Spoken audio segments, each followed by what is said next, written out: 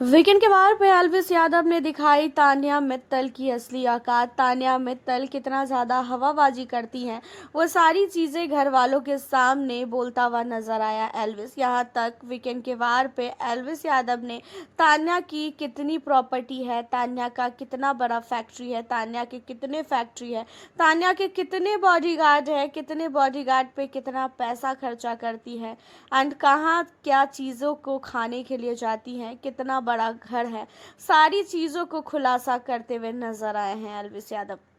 घर के अंदर एल्विस यादव आए हैं और एल्विस यादव आए और तान्या मित्तल को लेके बात ना करें, ऐसा हो ही नहीं सकता।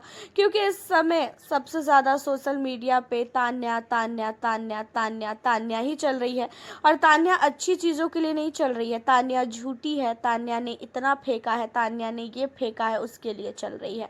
एंड तान्या मित्तल को जब कुनिका बोलती है कि मैं तान्या को विष पिलाना चाहूँगी, तो तान्या मित्तल के लिए एल्विस कहता हुआ नजर आता है, अरे इसे विष पिलाओ पिलाओ, इसकी हवाबाजी भी निकालो। इतना हवाबाजी करती है जितना इसके पास कुछ है नहीं।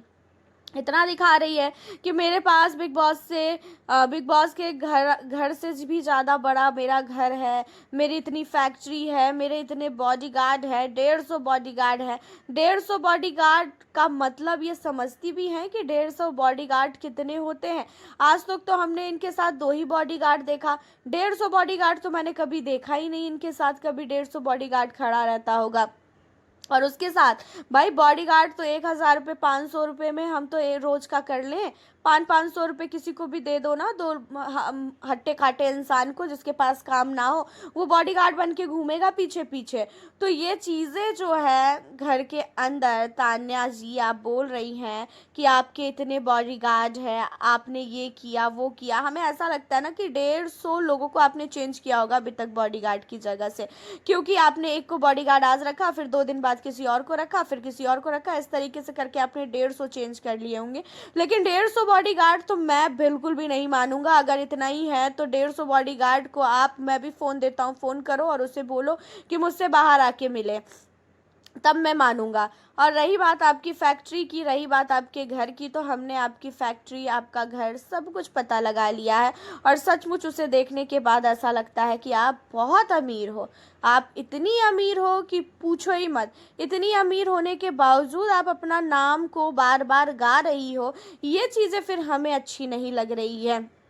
घर के अंदर तान्या मित्तल के जो होम टूर है एंड जो उनका फैक्ट्री टूर है, उन सारी चीज़ों को दिखाने की भी जब एल्विस ने बात की, तो तान्या मित्तल का चेहरा बिल्कुल से जो है बन जाता है।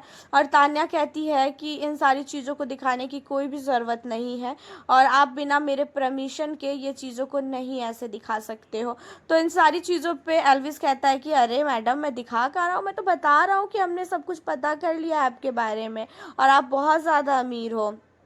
अब यहाँ पे इन सारी चीज़ों को सुनने के बाद अमाल मलिक, साथी दिसान, सहवाज, इन सारे लोगों को जो है समझ में आ जाता है कि भाई तान्या के पास इतनी प्रॉपर्टी नहीं है जितना वो गाती है।